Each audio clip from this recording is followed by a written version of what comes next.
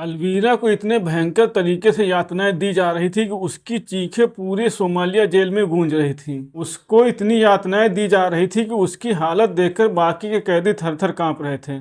अलवीरा का गुनाह सिर्फ इतना था कि उसने सोमालिया के जेलर के साथ शारीरिक संबंध बनाने से इनकार कर दिया था, क्योंकि अलवीरा को पता था कि उसके साथ शारीरिक संबंध बनाने का मतलब है मौत, क्योंकि यह हादसा पहले कई लड़कियों के साथ हो चुका था। दरास जिसके साथ भी शारीरिक संबंध बनाता था उसमें से कई रशियन लड़कियों की मौत हो चुकी थी। दरास को रशियन लड़कियां बहुत पसंद थीं। वो बोलता था रशियन लड़कियों के अंग बहुत नाजुक होते हैं। दोस्तों, ये कहानी सोमालिया के एक क्रूर जेलर की है जो अपनी प्यास बुझाने के लिए रशियन लड़कियों का इस्तेमाल करता था। नमस्कार दोस्तों, मैं हूं राजन यादव। आप सभी का स्वागत करता हूं अपने यूट्यूब चैनल पर एक नई कहानी के साथ। आशा करता हूं आप सभी लोग स्वस्थ होंगे और अपने परिवार वालों के साथ मस्त होंगे। 1 नवंबर 2007 सोमालिया का एक प्रांत है मोगादेशु। मोगादेशु अपनी जेल के लिए प्रसिद्ध है, क्योंकि इस जेल का जो जेलर है उसका नाम है दलास। दलास एक काला हब्सी है। सोमालिया की इस जेल में लगभग 1000 कैदी बंद हैं। इसमें से काफ़ी महिलाएं भी हैं। ये जेल पूरे देश में अपनी यातनाओं के लिए प्रसिद्ध है, क्योंकि इसका जो जेलर है दलास, वो एक काला हब्सी है।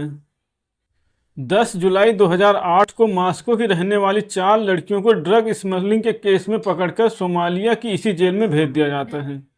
जेल में आने के बाद इन चारों लड़कियों को दलास के सामने पेश किया जाता है। वो एक पास में खड़े पुलिस वाले को हाथ से इशारा करता है, वहां से चला जाता है। इसके बाद चारों लड़कियों को निर्वस्त्र किया जाता है, उन्हें हथकड़ियाँ पहनाई जाती हैं और दलास के सामने पेश किया जाता है। जब उन चारों लड़कियों को निर्वस्त्र देखता है तो दलास पागल हो जाता है।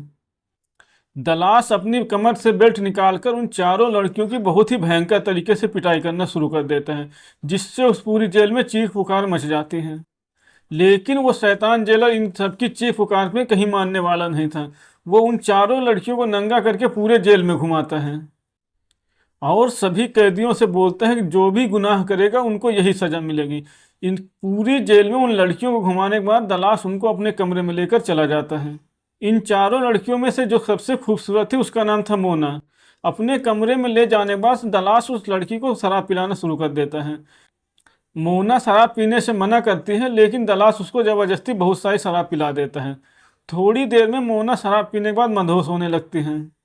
इसके बाद दलास अपने सारे कपड़े उतार देता है। बिना कपड़ों में दलास को देखकर चारों लड़कियां डर जाती हैं। मोना कुछ ज़्यादा ही डर जाती हैं। अब दलास मोना के साथ शारीरिक संबंध बनाने लगता है। मोना चीख रही थी, चिल्ला रही थी, लेकिन दलास पे इसका कोई असर नहीं पड़ता है। थोड़ी देर बाद दलास एक दवाई निकालता है और उसे खाता है। उस दवाई को खाने के बाद दलास और भी राक्षस हो जाता है।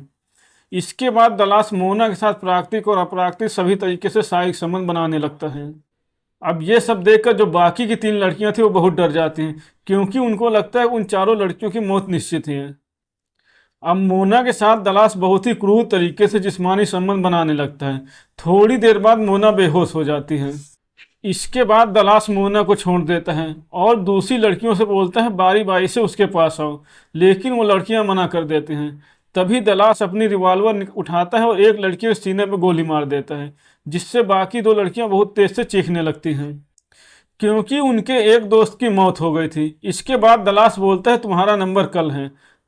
10 मार्च 2009 को पाकिस्तान की रहने वाली सारा सोमालिया जाती हैं, जो यूनाइटेड नेशन से बच्चों की एक संस्था से एनजीओ से जुड़ी हुई थी।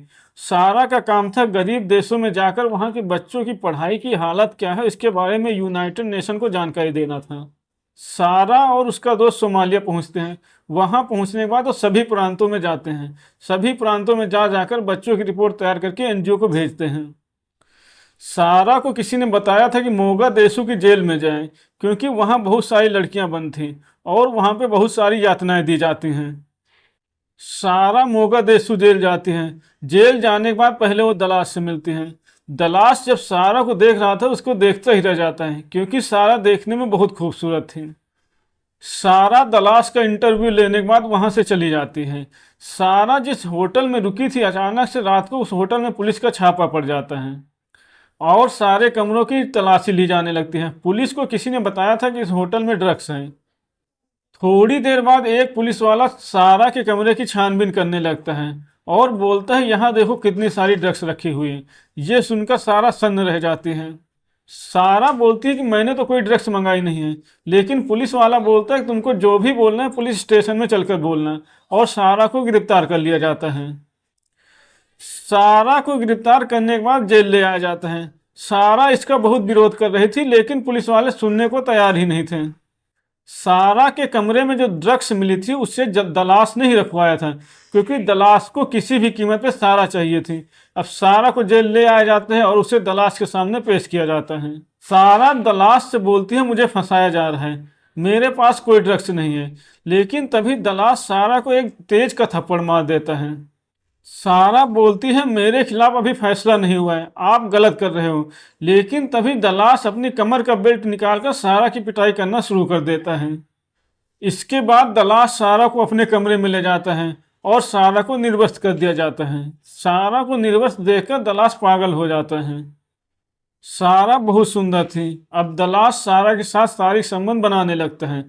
दलाश सारा के साथ बहुत ही क्रूर तरीके से जिस्मानी संबंध बना रहा था, जिससे सारा की चीख पुकार उस जेल में गूंजने लगती है। सारा चीख रही थी, चिल्ला रही थी, लेकिन दलाश कहाँ मानने वाला था। दलाश पूरी रात सारा के साथ कहर ढाता रहा। उस जेल में जो भी खूबसूरत लड़कियां होती थी उनको ऐसे ही यातनाएं दी जाती थी। एक दिन सारा की एक दोस्त सारा से मिलने जेल आती है, तो सारा उसको सारी कहानी बताती है कि उसे कैसे झूठे ड्रग्स के केस में फंसाया जा रहा है। इसके बाद जो सारा की दोस्त थी वो सारा के घर वालों को बताते हैं। ये सुनकर सारा के घर वालों को होश उड़ जाते हैं। ये सुनने के बाद सारा के घर वाले पाकिस्तान हाई कमिश्नर के पास जाते हैं और बताते हैं कि उनकी बेटी को गलत तरीके से फंसा दिया गया है। अब हाई कमिश्नर वहाँ से फ़ोन करता है और बोलता है कि सारा को गलत तरीके से फंसाया गया है, इसकी निष्पक्ष जाँच होनी चाहिए। जाँच लगभग 4 महीने तक चलती है। जांच के बाद सारा को निर्दोष पाया जाता है और उसे छोड़ दिया जाता है, और जो दलाश था उसको दोषी पाया जाता है और उसके पद से हटा दिया जाता है। फिलहाल सारा अपनी बाकी ज़िंदगी अपने परिवार वालों के साथ गुजार रही है, लेकिन सोमालिया को उस जेल में सारा के साथ जो यातनाएं हुई वो कभी नहीं भूली। तो दोस्तों ये थी आज की कहानी आपको कैसी लगी हमें कमेंट करके ज़रूर बताएं। अगर कहानी आपको पसंद आई हो तो वीडियो को लाइक करें और चैनल को सब्सक्राइब करें।